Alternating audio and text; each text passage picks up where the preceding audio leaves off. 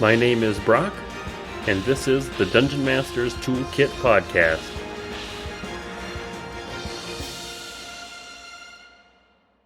If you'd like to help us make more content, consider joining the Patreon. You can also bookmark our affiliate links to Amazon and DriveThruRPG to support the show with each purchase. Want a free way to help the show?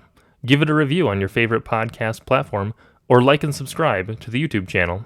Finally, if you'd like to be on the show, or think you know a great guest, contact me on the Discord server or on Twitter. And with that, let's jump into the episode. Welcome, everybody. Today I have Zack with me. Welcome, Zack. Hello. Zack was my first Dungeon Master, and I'm a little surprised that I haven't had you on yet for as long as I've been doing the show, but I'm very excited to have you on the show, Zack. Yeah, the planets finally aligned or something. So, can you tell us about how you got started in tabletop role-playing games?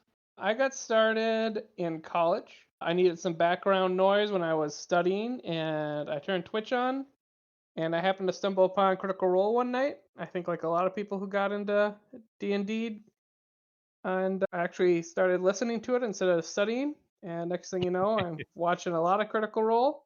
And I got in there right when they were like at the beginning of their first campaign. So it was really cool to take that all in, and then by that summer I started trying to get my first online games going. I went to the local board game store, bought the DM book and the player's handbook, or DM's guide and player's handbook, and kind of ebbed and flowed from there between D&D 4 times a week to D&D every other week, and so on and so forth. Was that mostly with like college buddies that you had? A lot of it was online with groups. I didn't actually find any local people in college, sure. funny enough. So there are some online groups. My siblings, the following summer, bought me the starter set, like the Lost Mines of Phandelver. Phandelver. Can never say it right. And I ran that for them, and that started the DMing portion of my D&D career. Oh, so when you first started, were you mostly just playing in online games? I was just mostly playing in online games. I played the Mines myself once. I think 1 or 2 homebrew ones. They're kind of inconsistent, but I just kept up, watching stuff on YouTube and Twitch, and eventually started playing more myself. When you were playing online, especially all the way back then, what platform were you using? Was it Roll20? Roll20 was a thing back then, yep. So played it all on Roll20. Later on, I guess it became like Skype and some, theater of mind for the most part. Like we didn't really have battle maps with that group. And how many groups are you running now? Now, just have a kid coming up, so I just wrapped up some. So I'm actively playing in one yet, and I've wrapped up 2 recently. So I did have 3. I was in 3, or I was DMing 2 and in 1. Now I'm just in 1. That makes it a little bit easier, yeah. It does. Not to have to be prepping and stuff a bunch. And then you ran our campaign for, gosh, was that over a year? Was it like a year and a half? I think it was over a year. It was like what, level 1 to 5, and then I think we played a little bit extra to like 6. That sounds about right. Because I played a light version of Matthew Colville's like starter campaign that he was doing like 7 years ago when he was doing his DM. What did he call those videos? The DM guides or DM tips or? Wow, I'm blanking on that. I should know that. It was before he did Strongholds and Followers and all that. It was, yeah, that's when I started watching him as well. It was like his how to DM. How did you? Yeah, I'd have to look it up. He's got a whole playlist on He that. does. I kind of wondered because I remembered that tomb kind of puzzle, yes, and I was like, I think I know the answer to this, and I don't think I'm supposed to. Yeah. The first dungeon I did was that basic one that he gave it as an example of like how to build a dungeon. And I'm trying to think. So at that point, when you would have been starting to run that, how long had you been running up until that point? Make you do some mental math. Well, I started playing in like 2016, and when was that? Like 2019? No. Yeah, it would have been before the pandemic, yeah. 2017. I'd probably been DMing a year or 2. I think at that point was one of the times when I was in 4 or 5 games. So your game specifically was like we're gonna do a lighter, more Yeah, structured something I can watch his videos the night or two beforehand and like and just refresh run what's it. going on. Yeah, man, I remember a lot of shenanigans from that Fun. campaign. Yeah, that was a good Um, group of players. so yeah, so with that one, was it mainly just Matt Colville's videos and then just a little bit here and there, or did you have a greater module that you were kind of Nope, pulling from as well, or? that was I think level 1 through 5 was a lot off of him, at least until you got the keep, I think is how his videos went, is it kind of structured you to get that castle or that ruined fort. Yep. And then after that, I'm like, well, then we got to beat the big bad. So that was kind of ad libbed from there. And then after that, you're like, this is so much fun. We got to keep playing. It was ad lib from there too. So I didn't have any huge overarching plans. I was just kind Kind of of going with week the by week. flow. Yeah.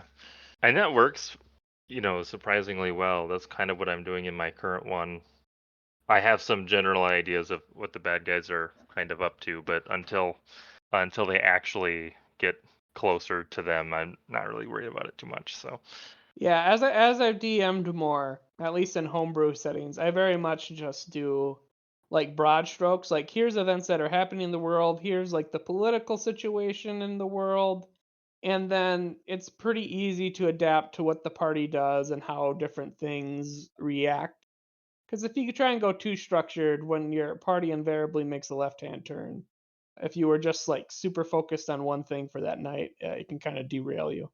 and because you've ran several campaigns, do you find yourself pulled towards modules or towards homebrew more? I've played probably 3 or 4 modules, or DM 3 or 4 modules. I've probably homebrewed like maybe 5 or 6 campaigns. And honestly, the biggest difference that makes it for me is one, the party group. If you have a party group that's like interested in lore and more RP, I think that lends it more to a homebrew world. And the other thing is like how often you're meeting for me. Like if it's a group that meets once a month or once every other month, it's just nice to have a module that you can just go and like read the book a day or two beforehand and like refresh yourself on where you're at Sure. instead of trying to like dig through all your notes on your own world. But definitely if you're running it like week to week, I kind of prefer the homebrew world, especially with more RP focused. Right, because you can kind of just come up with what you need. Yeah. And also homebrew works because if you play with people who've played like a lot of D&D and you like are in a known part of the world like Waterdeep or something, sometimes they're like, I don't know if that's how Waterdeep, it's like, They'll start correcting you. yeah, according to the deep lore, this is not a thing in Waterdeep. And I'm like, oh, okay. Which is funny because my experience is typically with people who are more or less unfamiliar with all of the D&D lore. Yes. Yeah, it's an interesting mix of those who know the lore, who don't. Also, new players, non-new players, each bring their own fun characteristics to a game. Do you have or would you suggest any of the modules that you have run specifically for like a new Dungeon Master? Okay, let me go back and think. So, Lost Mines of Faladin, Phandelver? Phandelver. In my game, just so you know, it was Faladin. It was just one of those ones. Oh, you I just was changed the the one name. that read it and said it, and then people just went along with it. Oh, sure, sure. I accept that I am wrong. It's one of those things I never actually took the chance to listen to how it's pronounced. I just kind of winged it, and everybody was like, okay. So the mines, as I will refer to it the rest of our conversation, is a great spot for an opening or beginning DM. The classic opening combat on the road, and then you're in a tiny town with a big bad that's kind of in the forest, and there's a nice goal. All the combats are pretty well developed, and you can experiment with them a little bit if you like want to like change the difficulty a bit. And it's a nice mixture of open world, town life, dungeons, exploration, a little bit of politics. Like it's got a little bit of flavoring of everything in there. So for a new DM, I think that works really, really well. The other ones I've done are, I'm looking at my books on the side here. Waterdeep Dragon Heist, I would not recommend for a new DM. And also, I did Curse of Strahd, which is a lot of fun, but I think a more experienced DM would benefit from that. Oh, I also have run Ghosts of Saltmarsh actually twice now that I think about it, and that is also probably good for a beginner DM. Ghosts of Saltmarsh also starts off in like a town of it's a little bit larger town, so there's more politics to it, but there's some good set up side quests, and there's no big overall arching thing that you need to worry about, like big overarching arc. You can kind of hint it in bit by bit. It's not like Curse of Strahd, where you're like, Strahd is the bad guy. Right, Look out for you know Strahd. exactly what's going on there. Yeah. Yeah. So it can be a little bit, it doesn't have to be as continuous. It can be a little bit more broken up because it's like, we're going to go check out the swamp because the town wants us to, and then we're going to go check out this old manor because the town wants us to. And, And the town is the bad guys. town's the I don't even know I haven't read the synopsis of that of adventure, Ghosts so of Saltmarsh. yeah. It's pretty good. I've run 3 groups for it now that I think about it, not 2. And one was with all new players, one was experienced DMs, and the other ones were like people's who's like second or third game. And they each kind of approached it a different way, and each took highlights out of different sections of the book. Sure. How long did it take roughly to complete all of those campaigns? It really depends on how often you play. I would say if we're going by like an average like 4-hour session, mine's is probably you could probably do it in 10 or 12 sessions. Ghosts of Saltmarsh, you could probably do it in under 20, 22. And then Curse of Strahd, I ran it a little bit faster than I wanted to. I kind of streamlined it once I knew that we were having our first kid here, because we only played that once a month with my family. So I was like, okay, we're doing this in the next 7 sessions. We're wrapping this campaign up. So I think we did that one in like 15 sessions. It probably could have easily gone 20, 25. Did you just cut content, or how did you No, I 8-hour normally session? there wasn't a lot of RP, and it was a lot of like more direct into the blunt NPCs where it's like, hey, we need you to do this. Go here, do this next. Go here, do Right. this, do that. But Curse of Strahd is great in the fact that there's lots of replayability to it. Even though we finished the campaign is set up in such a way that there's like these 3 key items that you need, or 4 key items you need, and it's like randomly drawn by a deck of cards. I mean, the DM can fix it if they want, but I have my players draw, and it determines where stuff is on the map. So there's probably 7 Oh, or that's 8 cool. like large areas on the map that my players never even went to. So you could totally sit down again with the same group and Yeah, play a somewhat different campaign. it would be totally different. We didn't get to the werewolves or the Forgotten Temple or the undead paladin dragon knights. Like, there's a lot there. That's cool. I'll have to look into that one. I've heard people say that it's good, but I didn't realize that there was some randomness to the There like is a little bit. I setup. actually secretly for that one, there's like 3 items that are randomized where their location is. And then there's one ally that's completely randomized. So there's like 22 or 23 different NPCs that are like fated to be your ally to help defeat Strahd. And I looked through all of them and I picked the one that I liked. So when I when they were doing their card pulls, that one I secretly drew from the bottom of the deck to make sure it was the card I wanted. But the other 3 I let where I wanted them to be. That's funny. But you are going to be running that character for several sessions, so Yeah. probably good to And there's like quite a that variety. one. Like the character I pulled was like a medium level like vampire hunter. That was pretty cool. Like backstory and characters and abilities. And some of them just like an 8-year-old girl with one like unique power that she can do as a bonus action. Otherwise, she's like an 8 hit point 10-year-old girl, and it's like not what I want to run. First session, you're down an NPC. Yeah, well, they have to find them throughout the world, so Oh, sure. yeah. And so you're playing, and I assume you plan on taking a slight break from DMing for a Yeah, while. I will be taking a slight break, but I'll get back into it. What are your tips for like preparation, and what does your kind of process look like when you're getting ready for a session?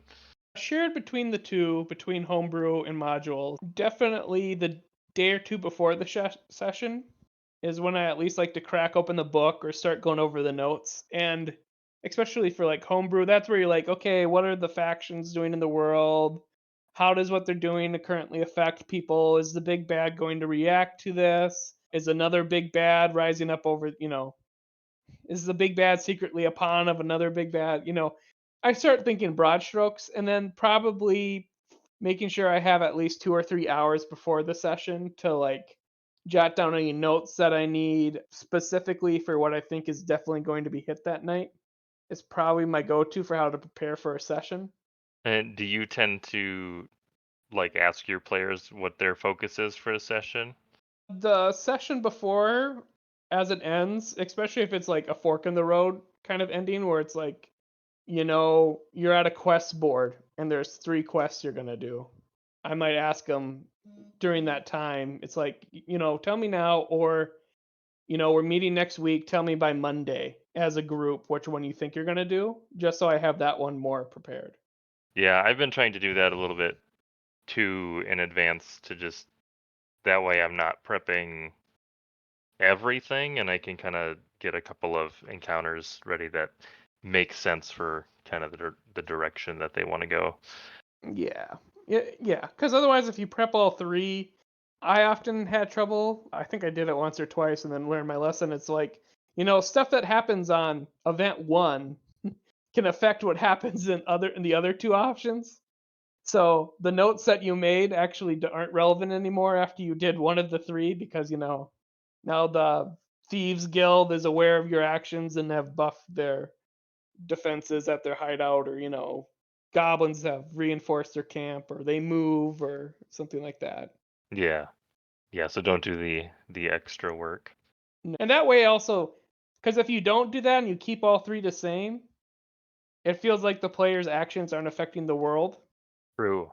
I found so if you can show signs that it's like, yeah, the goblin heard the goblin camp heard that adventurers like took out the, I don't know, werewolf camp, whatever it was. Like other factions will know at least a little bit, and they're like, yeah, the goblin camp just left. Like they know there's goblins there, or they know adventurers are in town, so they're like, we're gone. We're not dealing with this. Or buffing defenses, like you said, trying to Yeah, find a way to prevent it a little bit. yeah. And those can always lead to funny moments as well too, because especially I've done that with goblin camps before, and then or like with factions like that, it's like they hear things but they don't hear things quite right. So it's like, yeah, we prepared for 2 fighters and a ranger, and it's like, no, we have our barbarian and a cleric and a rogue. Like, They were misinformed. yeah, they're misinformed. Have you played in other campaigns that you haven't run? Most of the campaigns that I have played in outside of the mines have been homebrew. I'm actually trying to think if I've played a module. I don't think I have. Well, that's an easy answer to the question then, I guess. Yeah, it's mainly people doing homebrew. I think they might take bits or pieces out of like Candlekeep Mysteries or the Yawning Portal. I know I've definitely injected like a dungeon or 2 myself into a homebrew world, and I Mhm. think other people have done that and have experienced a dungeon or 2 from there. But for the most part, it's homebrew worlds and factions. And And do you mess with? I know in our game, you kind of let me have a homebrew monk yeah, subclass. Do you typically do much for homebrew for your players? I love doing like homebrew items, and I will allow homebrew classes if, like, especially if you're a lot more willing, or I'm a lot more willing to give it to players if there's like an RP reason behind what you want to do. If it's like a min max reason, I generally turn it down. But if it's like, I want to be the first, because you did Elemental Monk, right? I did. I picked like the least optimal monk class at the time. Yeah, because I think there's official support for that now, right? Like Way of the Four Elements or something, is it called? So that one's Way of the Four Elements was in the player's handbook, but it is so like key heavy that you can't do much with it. Oh yeah. I think they released like a ascended dragon or something one that kind of has some similar elemental brawling ish abilities, which I think is kind of a better version of it, but not.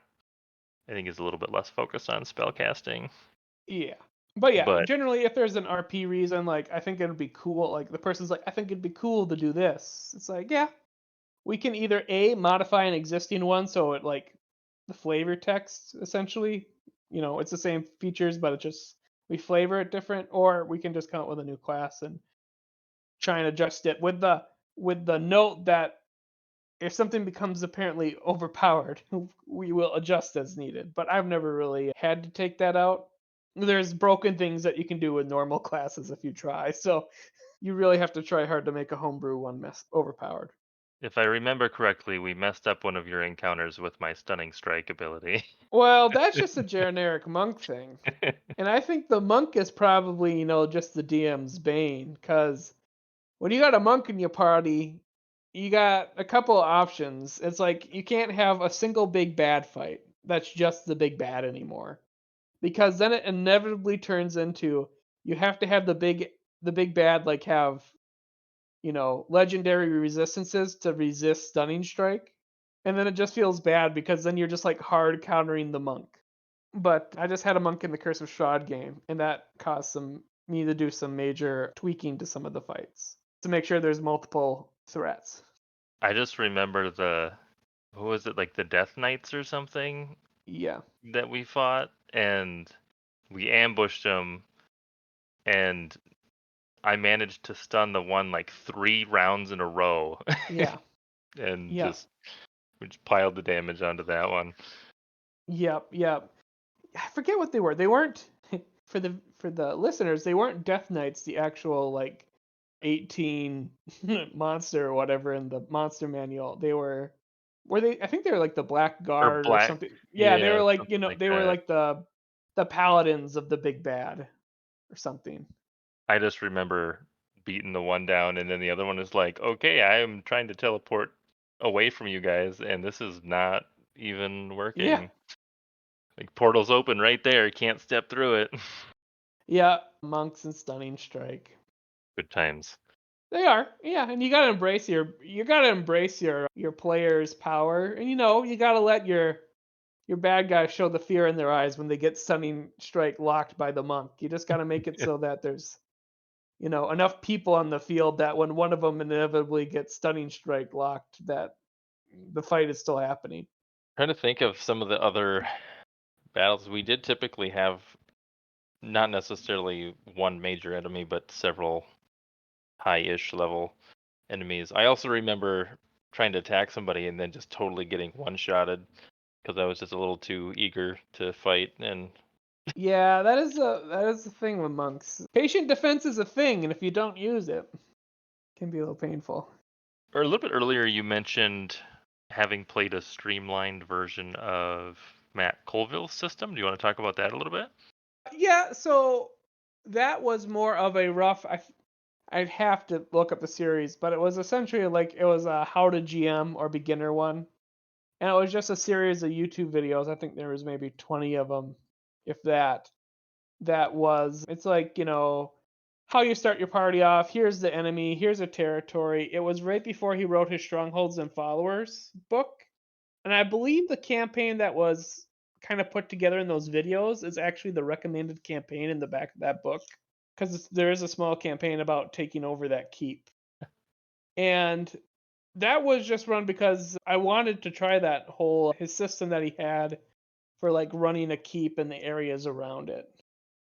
I thought that was pretty cool territory to explore, and I'm Oh, pretty sure that your group would like that. so you're talking more about the like his stronghold and followers rules, basically. Yeah, because we played that campaign before that even was a His thing, new like a one. Yeah. Kickstarter. It was Yep. just thoughts on a YouTube channel. Yep. And I remember you like rolling on some tables and having just some random group of people show up.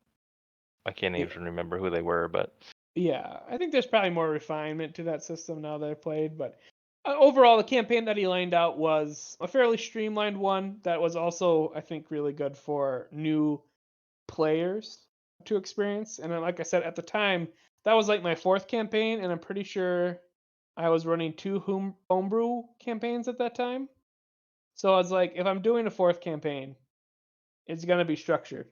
There's got to be something I can watch or read to get an idea of what to do next because it's too much to do otherwise. Have you played any other systems other than 5e? I was thinking about that. I was thinking this question might come up, and I was trying to remember what else have I played. I have tried some Monster of the Week. Are you familiar with that one? I know of it. I have not had a chance to play in a game or to run a game of it. I've never run a game, but I have played in it. It is an interesting system. It is definitely more RP focused. If you got a Mhm. really strong RP group that really prefers the RP over the combat portion of D&D, Monster of the Week would be an excellent game for your group and to at least try. Also, if someone else wants to like take a step into like DMing or being the lead of the world, Monster of the Week is a good stepping stone, I think, for that. That's what my friend did. I had DM for a couple times and he wanted to try it and he chose Monster of the Week. It was a lot of fun. The other one, I think I played one or two sessions of, I couldn't tell you the name of it, but it was some like space themed RPG. It was like a engineer or something. Sure. But that one was completely like random strangers. It was like, hey, I got like a free weekend, and it was like, here's this like one session or like one session of this game that you can try. So I did that. Nice. Must have not been too impressive if I didn't try it again, though, I guess. Or even remember what it was called. Yeah. I can think of a handful, but I know there's a lot of role playing games out there, so There is. sci-fi is pretty I thought broad. about trying the Star Wars one. The one that Yeah, has the light and the dark side. the Genesis Yes, system, the one with Genesis. the unique dice. Yes, I have. I ran a game of that on the server a while back. It definitely that is because that's the system that I technically started with because I knew of D&D and I didn't quite know where to start. So it's like, hey, there's a Star Wars version. I like Star Wars. I'll get that. As maybe was a little bit tough. There's a lot going on in that system. There's a Very lot. cool. Yeah. I also think that one's more RP focused. I watched some Yeah. streams of it, but I never got to play it myself. There's actually there's kind of a weird cross between mechanics and it's almost both a very mechanically crunchy game and narratively crunchy because the dice give you a lot of variability to the like pass at a cost, fail, but you get some benefit type of Yeah, and that deal. those game systems I do like where it's hard to completely fail. It's like you said, fail at cost or not complete success or resounding success. It lends a lot Um, more to RP games as well, or focus ones. yeah. The one weird thing, no, it's not a weird thing, it's just how this system is built, but there's for basically every role that you could do, there's often like a table of ways that you can kind of spend the like the advantage and the threat that you generate Yeah, from the rolls. So then it almost kind of goes back to being it depends on how much you lean into that. Some people that I saw or that I played with online would be like, this is a mechanic and you get to as a player spend your advantage or whatever however you want to generate the effect. But then like when I've run it, I've usually done like I'm the DM, so this is how your role happened, you know. yeah, But you can kind of go both ways there and can be a lot sometimes, but it is a yeah, fun system. yeah. So if you want to play in a one shot of that, I do technically have one prepped. I could run for you sometime. You Ooh, want to give it a shot.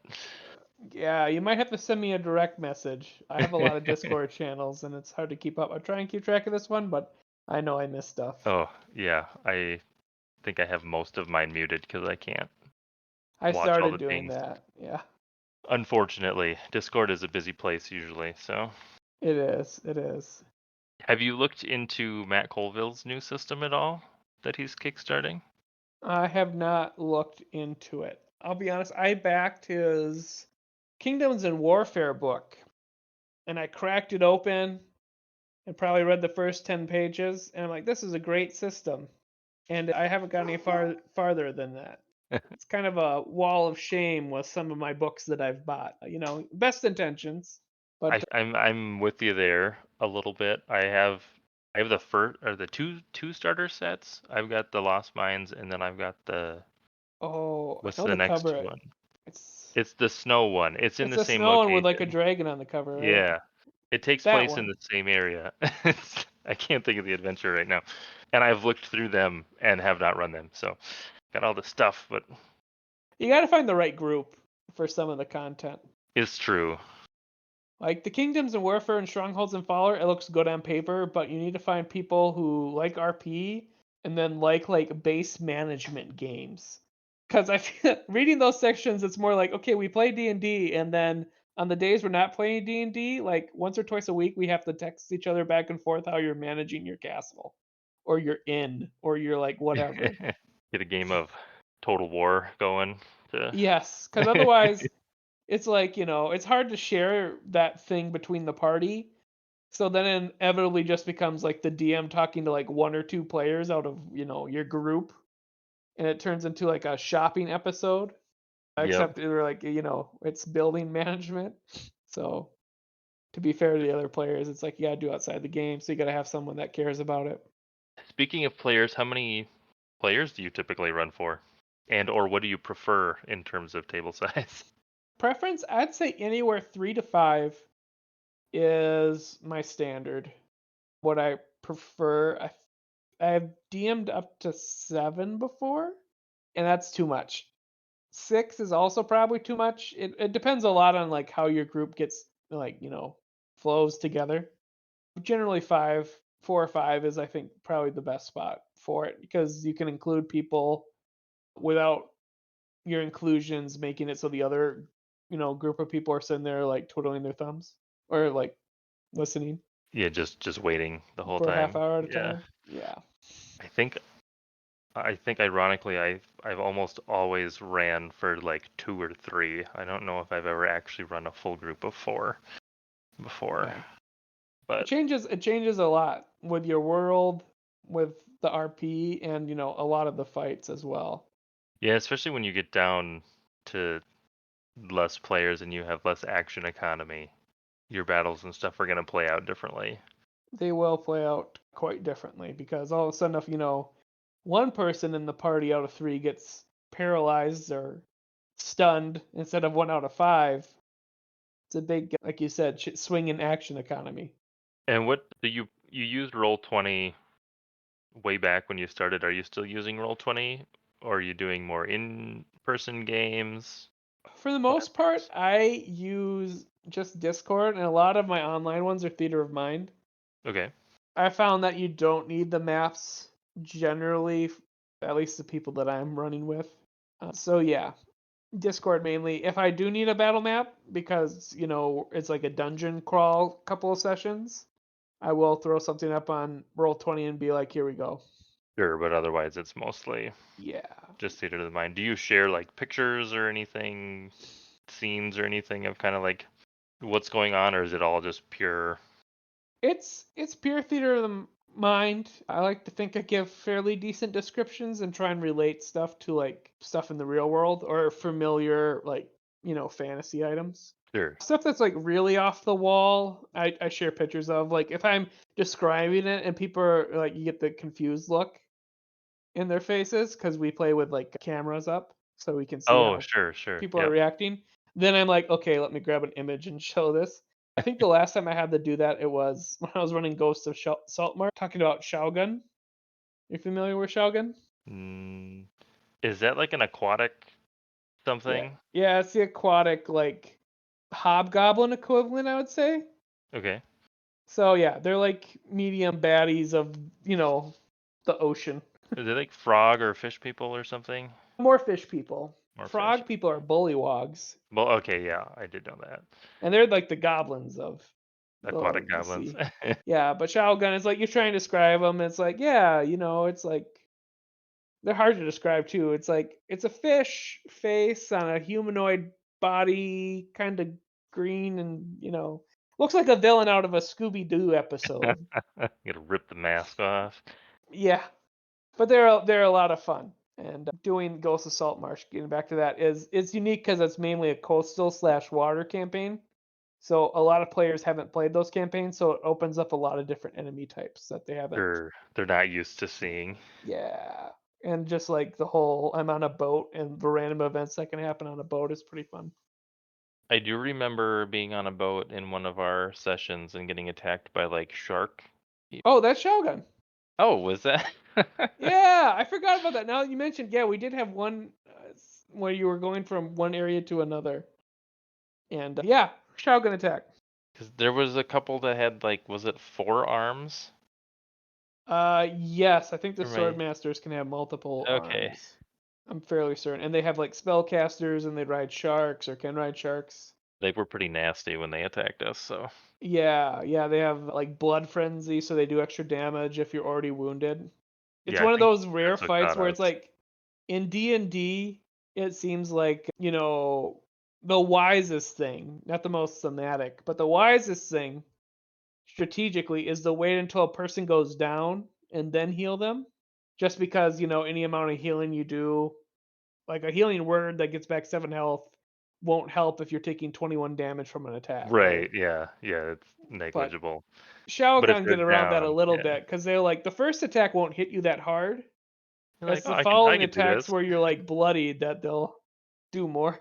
Yeah, I remember getting hit, and it was either like it wasn't bad, and then the second attack was like, oh, I went from okay to not well Yeah, I very forget. quickly. They either get advantage on their attacks or they do like an extra D6 or D8 damage. I I want to say it can't. was extra damage. I Yeah, think. I remember the second hit was like, oh, yeah, what is happening? yeah. And they have a nice variety of bites, spears, magic, sharks, nets. It's the other thing too. You can build tension with them, where sometimes it's like they do like blood sacrifices of sailors under the ocean, so you can just have them like net somebody and try to take them off the ship, which is a break of the normal combat encounter. It's like, oh, it's kill or be killed. Sometimes it's like, no, they're just like stealing somebody. We just needed the one. Yeah, Those are good combats to throw in though, so that it can get a little not always boring, but maybe stale. That's probably the same thing. Just yeah, yeah. As a whack on DM, each other until one side is dead. you got to learn to mix up your fights. Like it can't always be kill or be killed. You got to have something's being stolen. Something's just like they're trying to steal something and delay. Well, I guess I already said that. And now Or I'm on like the spot. It's like re we kill or be killed or steal something. But I've definitely done other things in the past. or like right, one of the goblins runs and like, oh, if Yeah, he gets away, then more yeah. goblins. Reinforcements come in, stuff like that. So doing theater of the mind, how do you handle and keep track of combat? Or is that one of the scenarios where then you just throw a battle map out? No, for the most part, if the bet, I guess I should qualify that by saying the only times in my campaigns where I do theater of the mind or don't do theater of the mind is at least online is dungeons. Like I said, just because like the whole map and network, people get lost, they can't keep track of that, and like the big bad fights. Every other fight, smaller encounter, theater of the mind, I think works well enough, and it's just simply being like you describe the room. It's like you enter a circular chamber this wide in diameter, and you're like, these are the guards, and here's the rough location. The thing that a lot of people struggle with doing theater of the mind is it's like, oh, but what about for like the wizard who has a 20-foot radius, spell? How many people does that hit? And I'm just like, that you go based off of what you described, and then you just straight up tell them, be like, you want to cast this? There's a spot in the room where you can hit 3 out of the 7 people. Or if I let you move over here to this like higher ground, you can get 4 out of 5. Like you present them an option to get Kind of either get a what they higher number want. of people or a specific target. Sure. So yeah, I mean that makes sense. you're boiling down all of the which square am I on to like look here's your 2 to 3 options maybe of like in a lot of cases I assume you probably ask too, right? Like what is your goal with this? Are you trying to hit everybody? You're trying to hit a specific target? Yeah. And so, yeah, it's when you initially describe the room, you got to be very concise but detailed in your description. You're like, if they're sneaking up to a gate, you're going to be like, yeah, there's 3 guards posted on either side of the gate, each, standing close to each other talking, and the gate's like, 15 feet wide. So that tells you there's 2 groups of 3, 15 feet apart. And then as you gaze upon them, you look upon the walls and you see a number of archers spread throughout the walls, also keeping watch over. So then they got a rough idea of, they're like, oh, now there's walls, there's archers up there. How do I get that? I cast And a lot of the fireball. detail depends on what kind of party you have. Obviously, if you have a spellcaster who loves to cast fireball, you probably have to be a lot more specific on groupings. But in campaigns I've been doing Theater of the Mind, it's like, a druid, a rogue, and a paladin. Yeah, and that's going to be more or less like single target. Yeah. The Besides rogue's like, maybe. I want to stealth up to the, strongest person. The paladin just, I'm going into the closest guy. And then the druid is the one like, I don't They're know, the are they wild going to card. wild shape or are they going to cast a spell? So you got to be descriptive enough for them so that they know what they can do, but it's not like you're trying to juggle too much. Yeah. You're not running like major war battles. No. And Likely in also, that scenario. if you're running Theater in Mind, something I also recommend, also just in general, especially as you get higher levels, like past level 7, you can start introducing minions to the fight, and they're like, at this point, it's like a goblin. And you're like, a goblin does, what is it, like 1d6 with a short bow, and they have a +2 to hit. And at that point in the campaign, like they're level 7. If they hit the goblin equivalent, it just dies. Like, you don't need the track with Theater of Mind, oh, there was 12 goblins, and the one that I said was over in the left corner took 4 damage, and that one took 3 damage because they rolled really low. It's like, no. You just keep the It's fight good. simple and fast, and you're like, okay, you're level 7. If the fighter hits the goblin and wants to kill the goblin dies. And at I that point, of course, the major things you're tracking is, there's hobgoblins, or, it's like a hobgoblin castle with, goblin chaff units that are like spread throughout. So like the goblins will come up and like muck things up, and there'll be like, 6 or 7 hobgoblins that you're actually worried about. But the 12 goblins just die if they get hit. sure. That way you don't have to track which one was at, 2 hit points left, which one's at 1 hit point left. I do like minion rolls. I remember using it one time for new players, and the rule that I used for it was basically if they get hit and they take more than 1 damage, they die. Yeah. So then I remember that a couple of the goblins took 1 damage on their hits because they rolled poorly, and the Yeah. players were trying to calculate like how much health. Like, well, we did 8 damage to this one and this one died, but we also did 7 damage to this one and he died. So they only have at least 7 health, but they might have less than that. Like it's not that complicated, guys. Yes. It also simplifies a lot of your combats, like especially stuff with saving throws like thunder waves and smaller AoE spells. It's like, okay, I don't need to do the save. They just Right, they just die they just die. or they Or you do fail. the save, and if they make the save, they live. If they don't make the save, they die. Right. Depending on what the spell is. And it also makes wizards feel really good about upcasting magic missile. Because then they Oh, like cuz guarantee like one shot like 6 goblins. yeah. So it can lead to some thematic stuff. Do you have any other kind of house rules that you use? Kind of like that? I think only some of the common ones. So like bonus action potions for yourself always made a lot of sense for me. Just because action economy, especially with healing potions, it was never worth it as an action to heal yourself. Just because, as we talked about, Yeah. if the basic healing potion is going to hit you 8 and the enemies are going to do like 20 damage to you over your turn, it didn't really matter that you healed 8, You especially with your action. you're up negative 12 hit points. Yeah. Congratulations. So bonus action for a potion to yourself. I still make it an action to give a potion to a individual other than yourself. I forget they're called. I borrowed it years ago or heard about it. I call them empowered crits Okay. or maximum crit. I think they're called empowered crits. I just call them modified crits when I explain it to players now. And it's just that when you roll a critical hit, you roll the dice as normal, and then you add the maximum amount your dice could have rolled. Does that make sense? Yeah. So like the other two ways that you typically do it is you either roll your damage twice. That is the by the book way, yep. Okay, and then the other one is you take whatever damage you rolled and doubled it, I think that's also the other way that's mentioned in the book. probably. But But yeah, sometimes then if you roll like a 2, you're like, okay, crit, 4 damage. and that's what I hated is that you would get a crit and you'd feel, oh yeah, crit, and then you roll a 1, and it's like I did more damage on my basic attack last turn Right. than I did on the critical hit. So I do these empowered criticals, and when I explain it, players are like, I don't know, that seems pretty strong and stuff. And I'm like, don't worry, the enemy's crit too. And they're like, oh no. I take it back. I've never had an assassin rogue in my party playing these rules for listeners, in case you're wondering It's about the balance of this. So it might it might need some adjustment in certain situations. Well, they'll probably feel real good about it. Yeah, especially when you get a high level rogue that's like what 60 plus their normal I don't one, know, it's like it's a guaranteed lot. 36 damage. It's like for free.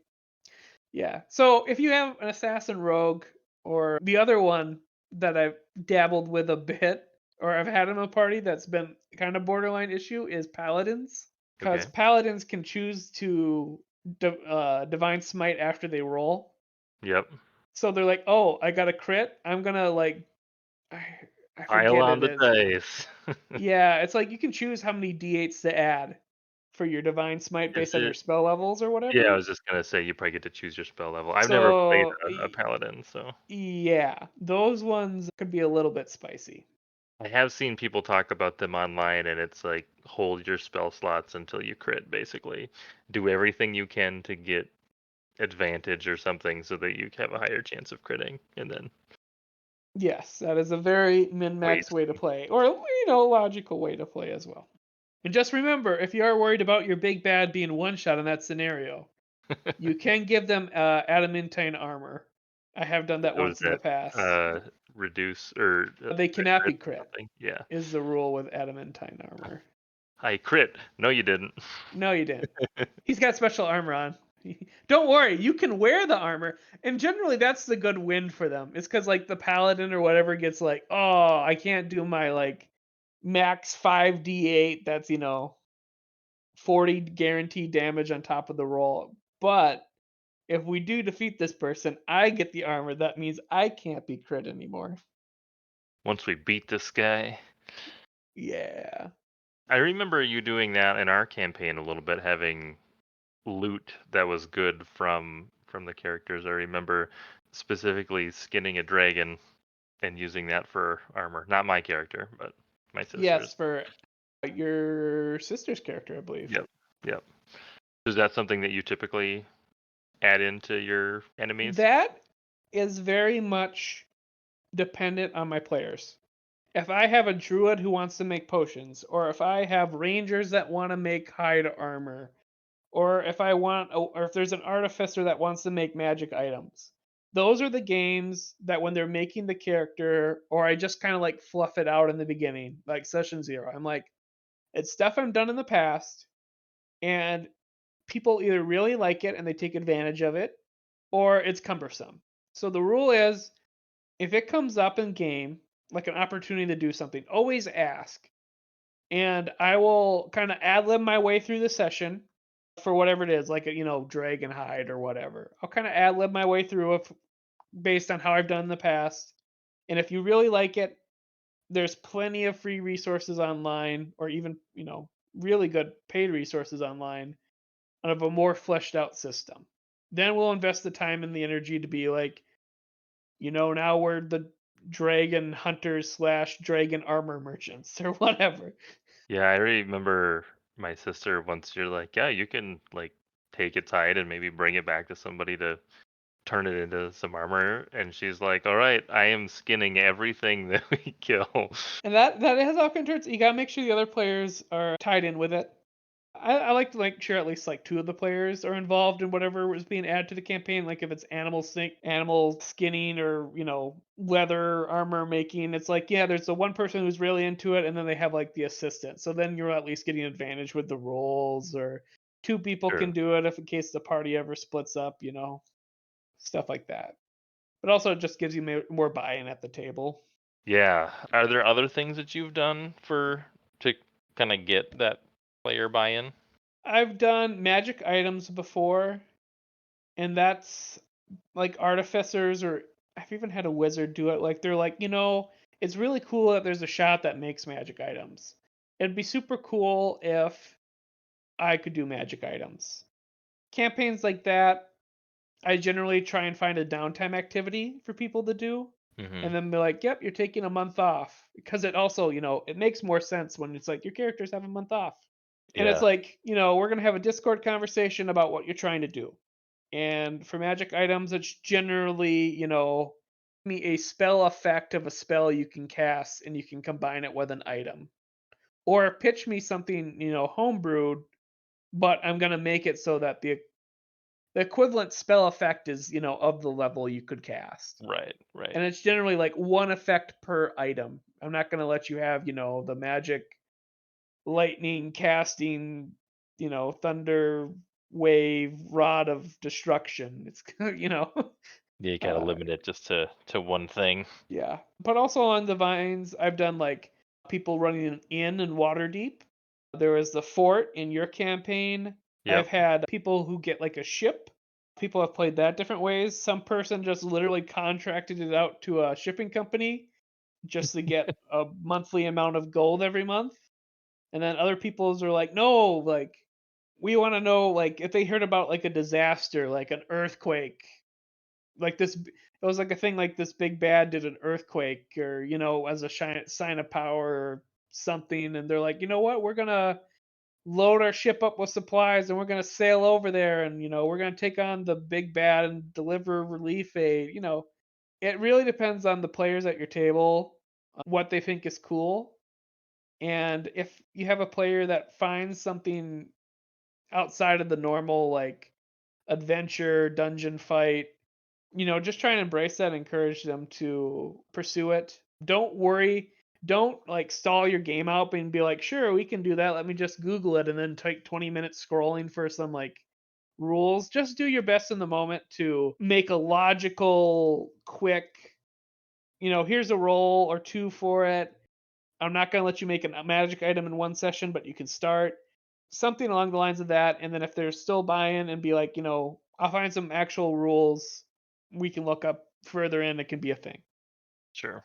I feel like that's just generally good advice, even for like when you have a rules dispute or a rules question at the table of like Yeah. this is really weird edge case and I don't quite understand what the right answer is, and it's usually the advice that most people give is just make a decision and then just say we'll figure out how it's supposed to work for the rest of the game Yeah. after we're Nothing. done. Nothing slows the game down more than the big 20-minute rules dispute.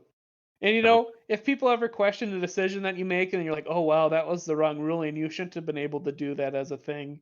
You know, Wild magic tables are a thing, and sometimes even sorcerer, or sometimes even non-sorcerers spike a little bit of wild magic. the a rift in the space-time continuum, Yep. and it'll never happen again. No. I like it. Do you have any systems or modules that you are interested in trying? There's a lot of system-wise. Start there.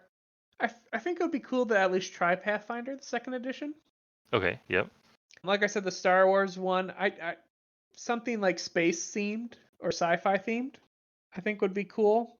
As far as module wise, I actually wouldn't mind stepping out of the homebrew world and, stepping into somewhat familiar territory, like doing a Waterdeep Dragon Heist campaign, or Icewind Dale, any of those. Like I'm not a D&D lore expert. I just know enough to like.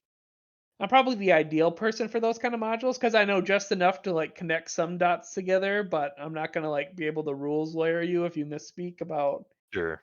who was the god who made this city or whatever or founded the city. So Waterdeep is somewhere I really like DMing. I'd like to play in a game where someone DM'd Waterdeep. I'd like to play in Barovia, so I love Curse of Strahd if I was a player in that one. Sure. I think those are the main ones that jump out to me. I mean, I see all those books in the local game store, and for me, at least when you're looking at them, it's like art is the big draw to me initially for me Hmm. to even open the book to like see if I like it. So stuff that looks cool on the cover, I'm like, yeah, I could play a campaign there. Man, I'm drawing a blank. This doesn't normally happen for me. There any other topics you want to talk about? I suppose we could probably get close to wrapping up here. Yeah, other fun topics to talk about. I don't know. Do I have any key DM and life advice? Or not DM, but life advice, but just DM advice. I think as a DM, it is kind of something to kind of ground your party is to have like a common location, like the inn that you meet or the castle or the inn. If your players own something, that's obviously where it's going to be. But if you have like a guild that your players join, I think it's really cool that after sessions, your players, or I should say after missions or breaks in your, arcs, your players have a place to go back to that they're familiar with and get like more rapport with over time, especially like guilds or, fancier. It's just so cool because like the players are like, "Oh yeah, I remember that NPC." And then like the NPC, it allows you as a DM to have your own reoccurring characters as well, Sure. which can be a lot of fun because then you can invest in, like the fun whimsical ones that are going to come up more often than not. And it will allow you down the line if you set that up in the beginning, like the NPCs that come around like, every 2 or 3 sessions, the players will actually care more about, stuff that happens in their lives, I've found. So it's like, if the guild gets burned to the ground by a rival guild, it matters because the players have buy-in. Like they know these characters. Like they're friends with Tom the barkeeper and Gil the guild trainer.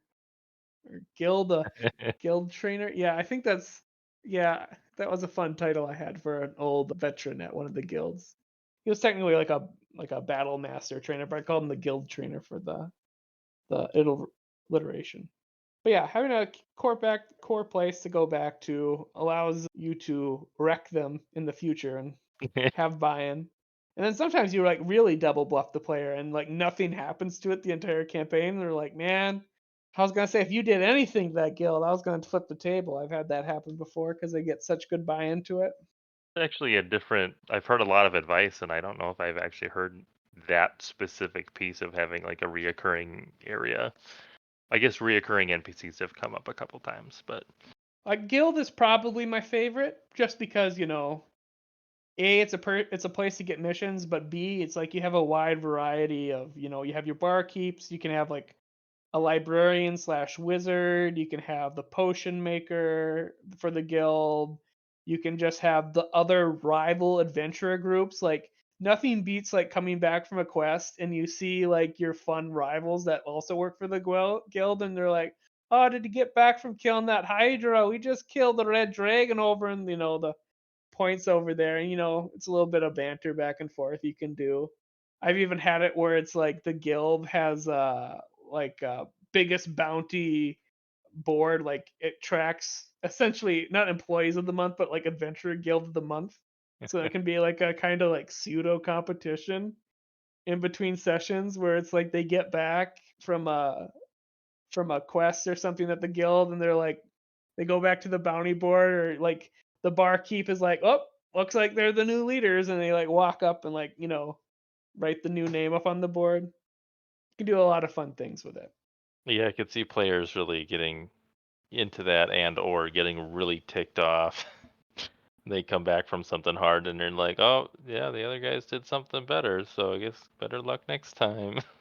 Yeah, and even then you can do stuff like, especially with I guess I'm just gonna focus on the guild example because it's the one I fleshed out the most. Because then you got your typical rivals that you have the friendly banter with, and then you come back from your mission one week, and the other party's gone missing. Because then you can do like a rescue mission about people you actually care about, and it's not like they were stolen in the middle of the night. It's like, no, we sent them to take out like We knew what they this were doing. this hobgoblin castle and whatever, or like if you're super advanced and you're like in a major city and you have a very high powered guild that you've moved into. It's like, no, it's like, yeah, they went to the plane of or they went to the Feywild to handle a contract and they just never came back. And it's like, oh, that's That not sounds good. like a good adventure hook right there. Like, so are we gonna do anything about that or not? Yeah.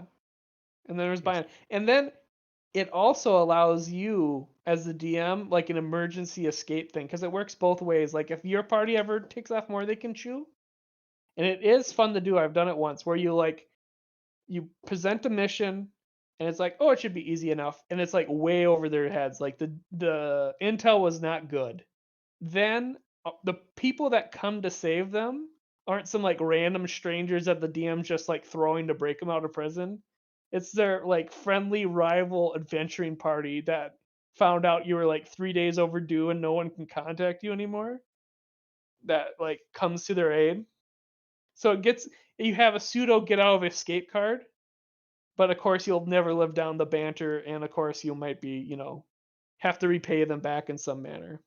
Yeah, I do like that. Well, it makes me think of actually Star Wars. There are several times when Anakin and Obi-Wan go back and forth of like, well, I got you out of this thing last time, Yeah. So, and yeah, I could see that being just a like, we really dislike these guys because they're always beating us, but we're gonna have to go save them this time. So Yeah.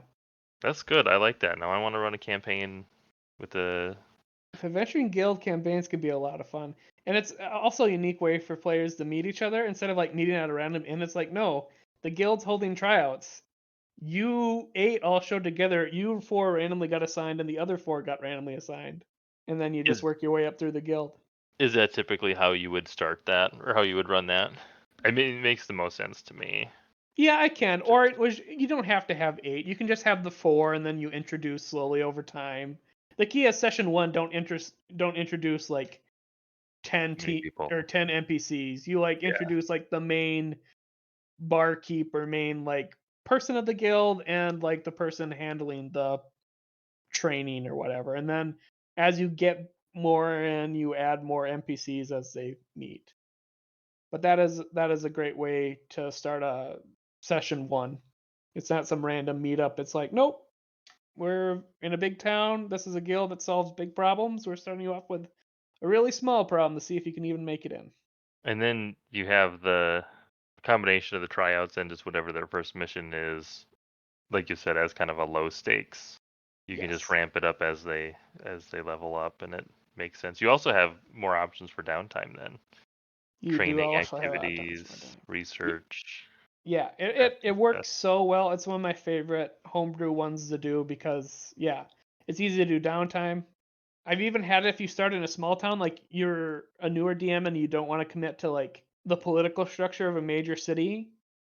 You can start in a small town with a small guild, and it's basically an inn with a retired adventurer who just is like, okay, we got a couple problems around town. I'm gonna start setting up a like little training thing to pass on, like a pseudo guild to pass on my knowledge to get some adventures around here.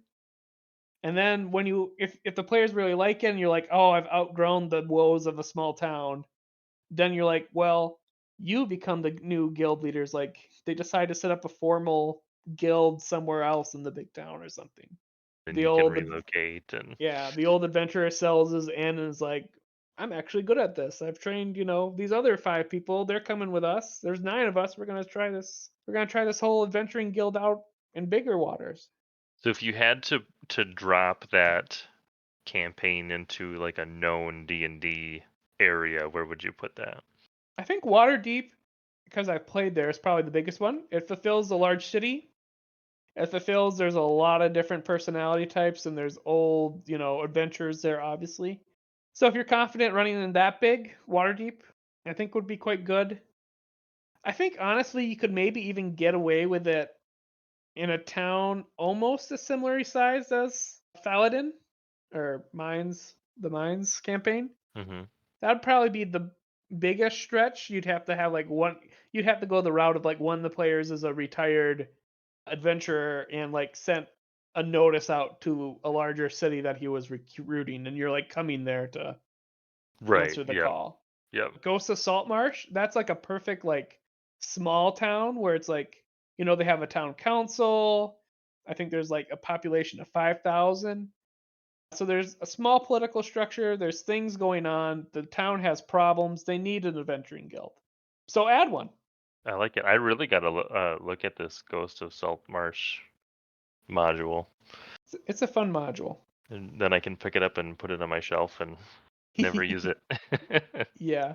I just got more time to play games. The older you get, the harder it is to find time, it feels like. The other DM, is there any other big DM things that I've found useful? Things I've tried. Okay, two other things that come to mind. First one is subvert expectations of popular fantasy. Like if you the best example I have of this is when like Game of Thrones is out. Are you familiar with the Red Wedding? No, I have not. I've somehow managed to not watch any Game of Thrones. Okay. Well, hopefully the listeners know where this is going. I'll just keep it brief for you. So the Red Wedding is this noble promises to marry a daughter of another noble for political reasons to get an alliance or whatever.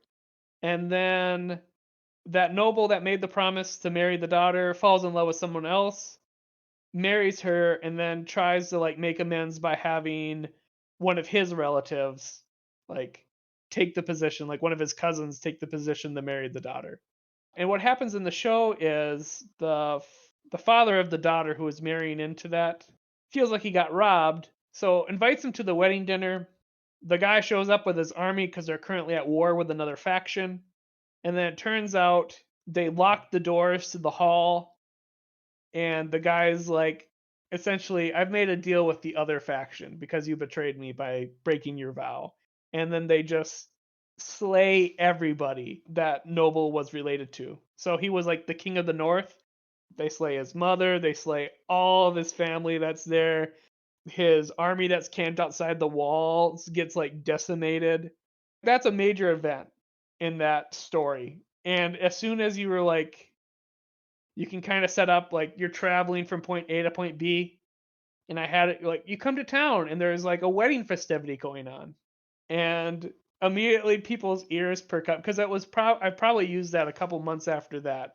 And they're like, yeah, these like this minor lord of the town here is marrying his daughter to like the cousin of this other, king of the town next door. People are like on edge and they're like, they're rolling checks to see if there's any like tension throughout. And you're like, oh yeah, there's a little bit of tension. So then it's like a little bit of a pseudo mystery. It's like, okay, why are people upset? And it just, it turned out that there was some knoll raiders in the area. So people were on guard and that's why everybody was on edge. And they attacked during the night, but it's not like it's not what people expected that these two forces Right. were going to go at it and then you'd have to pick a side. It was like, no, they're okay. They have their problems. Like you do make them like have some problems. Like they don't necessarily like each other.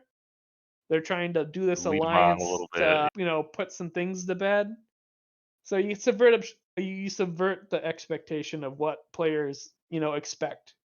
Because I'm sure you've had that as a DM where people are like, oh, I recognize this plot line's from this book, or I saw this in this episode. Because, us DMs like to borrow stuff that we think's cool.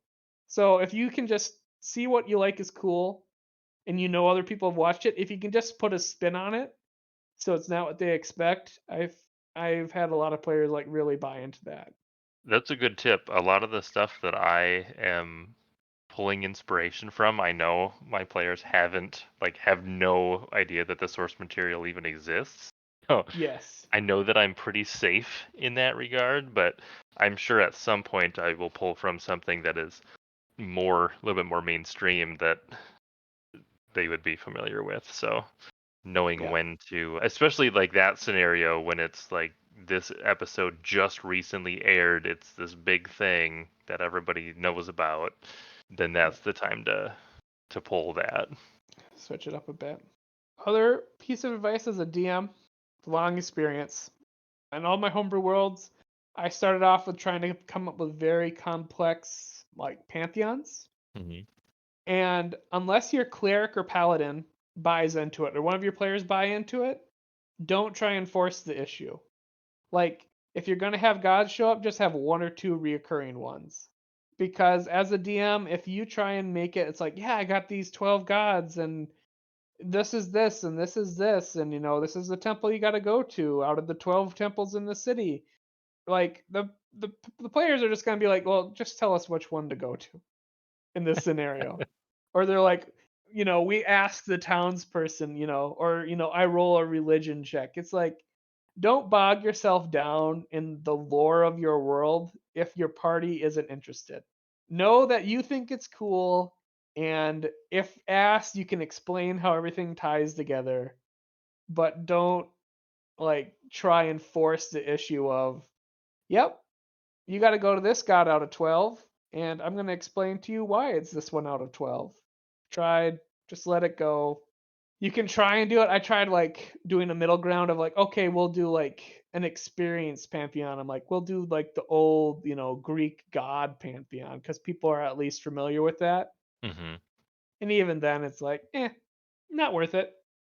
Don't spend your time in lore prep that your party won't appreciate. Like, you can do it for free or do it for yourself, but don't go on a monologue. Don't expect that it's going to come up really. No. So really focus on the lore around your characters, what Yeah. things that they're interested in. If they're druids, feed them information about druid circles and shape-shifting magic and stuff, and not less so about the gods or whatever, unless you have clerics and stuff. That makes sense. Yeah, and even sometimes the clerics don't have that much buy-in. They're just like, I wanted to play a cleric, but I don't care that much about the god. Like, I just wanted to play light domain cleric. Like, you can call him whatever he wants, and I'll be a good person, but I ain't gonna get into, oh, it's the, Midsummer Temple Festival. Like, I know all the things, It's like, just tell me what's important or not. And I think even in that scenario, I would probably say ask the player to come up with some of those things. Yeah, as well. If, Like, DM's coming up with enough. Make them come up with the thing, because then they have the buy-in of it, right? right. Offload the work, man. That's Yeah. what I did. I offloaded the work for my entire map and just make the players do it. Yeah.